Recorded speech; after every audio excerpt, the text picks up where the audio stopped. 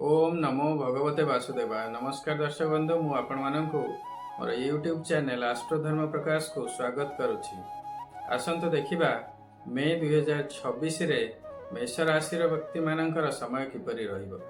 मेष राशि प्रथम स्थान रे रवि एवं बुध अवस्थान करुछन्ति। द्वितीय स्थान रे शुक्र अछन्ति। तृतीय स्थान रे बृहस्पति अछन्ति। पंचम स्थान रे केतु अछन्ति एवं एकादश स्थान रे राहु अछन्ति। द्वादश स्थान रे शनि एवं मंगल अवस्थान करुछन्ति। 12 मे परे मंगल मीन राशि मेष राशि को चलन करिवे, अर्थात प्रथम स्थान को चलन करिवे। शुक्र द्वितीय स्थान तृतीय स्थान को एवं रवि प्रथम स्थान द्वितीय स्थान को 15 मे दिन चलन करिवे। 16 मे दिन बुध प्रथम स्थान द्वितीय स्थान को चलन करिवे। जदि वर्तमान पर्यंत मो चैनल को आपण सब्सक्राइब करना तेबे सब्सक्राइब निश्चय करंतु। यदि आपणकर किछि निर्दिष्ट समस्या थाए एवं एहार ज्योतिष शास्त्र सम्मत एनालिसिस करने को चाहतांती तेबे वीडियो रे दिया जाइथिबा नंबर रे जोगाजोग करंतु। मेष राशि तृतीय स्थान रे बृहस्पति अछंती। तृतीय बृहस्पति शुभ फल दियंती नाही, तेणु बृहस्पति ठार कौनसी शुभ फल मिलिबार संभावना नाही। शनि आपणकर द्वादश स्थान रे अछंती। वर्तमान आपणकर शनिकर 7.5 चलीछि, तेणु समस्त कार्य रे विलंब हेउथिबो। आपणकर परिश्रम हिसाब रे आपण रिजल्ट पाउ नथिबे। वर्तमान आपणकर खर्च बहुत बढ़ी जाइथिबो। वाणिज्य व्यवसाय मध्य मांदा चलीथिबो बा लॉस हेउथिबो। आपण मानसिक दुश्चिंता रे थिबे। निज लोक मानक सहित आपणकर संपर्क खराब होइथिबो बा आपणक सहित सेमाने शत्रुता करुथिबे। कर्म क्षेत्र रे मध्य स्ट्रेस बा मेंटल टेंशन रहउथिबो। जेते काम कले मध्य अप्रिसिएशन मिलु नथिबो। एकादश राहु शुभ फल प्रदान करंती, मात्र आपणकर शनि जेहेतु खराब अछंती राहुंक ठारु मध्य आपणको शुभ फल मिलु नथिबो।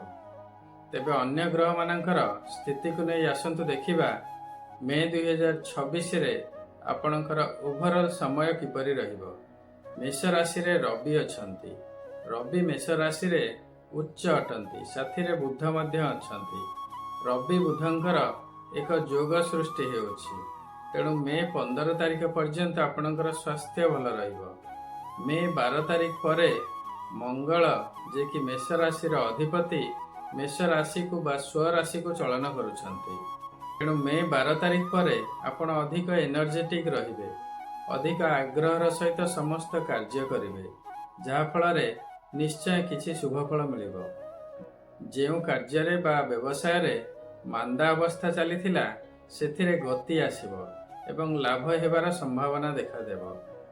वर्तमान आपणकर धनाधिपति शुक्र धन स्थान रे अछंती, तेणु धन प्राप्ति दृष्टि शुभ समय अछि। मात्र शनिंकर 7.5 जोगु जदि धन प्राप्ति रे विलंब हेउथाए तेबे शुक्रंकर प्रतिकार सहित शनिंकर मध्य प्रतिकार करंतु।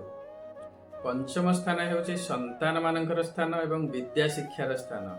पंचम स्थान रे आपणकर केतु अवस्थान करुछंती। संतान मानक सहित सामान्य मनांतर बा मतांतर देखा देई पारे। निज वचन बा व्यवहार उपरे संयमता अवलंबन करंतु। विद्यार्थी मानकर मन डाइवर्ट हेबो, पाठ पढ़ारे मन लागिबो नाही। प्रभु गणेशंकर पूजार्चना करंतु। प्रत्येक दिन गणेशंकर बीज मंत्र ओम गं गणपतये नमः जप करंतु, शुभ हेबो। द्वितीय स्थान पारिवारिक सुखर स्थान मध्य। द्वितीयाधिपति शुक्र स्वस्थान रे अछंती, तेणु परिवार रे आपणकर सुख शांति रहिबो। परिवार रे समय भल रहिबो। आपणकर सप्तमाधिपति मध्य शुक्र, तेणु आपणकर जीवन साथी सहित मध्य समय भल रहिबो। जदि पार्टनरशिप रे कोनोसी बिजनेस करथिबे तेबे सेथिरे मध्य शुभ समय रहिबो। वर्तमान आपणकर शनि एवं बृहस्पति शुभ नाहंती, तेणु शनि एवं बृहस्पतिंकर प्रतिकार करंतु, शुभ हेबो। शुक्रंकर प्रतिकार पई आपण प्रत्येक दिन ओम सह शुक्राय नमः जप करंतु। सर्वदा धला वस्त्र बा पिंक वस्त्र परिधान करंतु। शिवंकर सर्वदा पूजा करंतु। घरे माता लक्ष्मींकर पूजार्चना करंतु। शुक्रवार उपवास करंतु अथवा सात्विक आहार ग्रहण करंतु। ମାତୃଶକ୍ତି को सम्मान दियंतु। दरिद्र स्त्री लोक मानंकु दला पदार्थ यथा चाउल, क्षीर, चीनी, दही, सिल्भर कॉइन इत्यादि दान करंतु। प्रत्येक दिन संध्या बेले घरे कर्पूर रे आळती करंतु। शुक्रदेवंकर कृपा प्राप्ति निश्चय हेब। शनिदेवंकर कृपा प्राप्ति पई प्रत्येक दिन शनिंकर बीज मंत्र ओम सम शनिश्चराय नमः जप करंतु। शनिवार दिन शनि मंदिर जांतु एवं शनिदेवंकर पूजार्चना करंतु। राशि तेल रे दीपटिए दान करंतु। काऊ एवं बुला कुकुर मानंकु प्रत्येक दिन किछि किछि खाइबाकु दियंतु।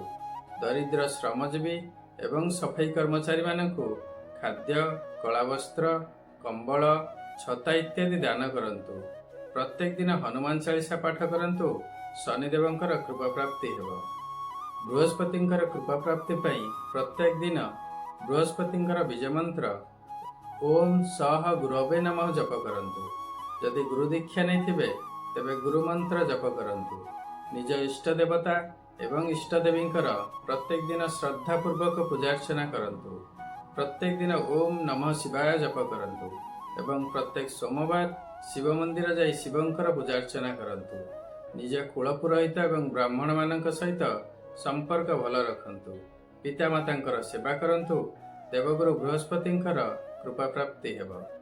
आशा करुछि भिडियोटी आपनको निश्चय भल लागिथिबो। जदि भल लागिछि भिडियोटी को लाइक करिवे एवं शेयर करिवे।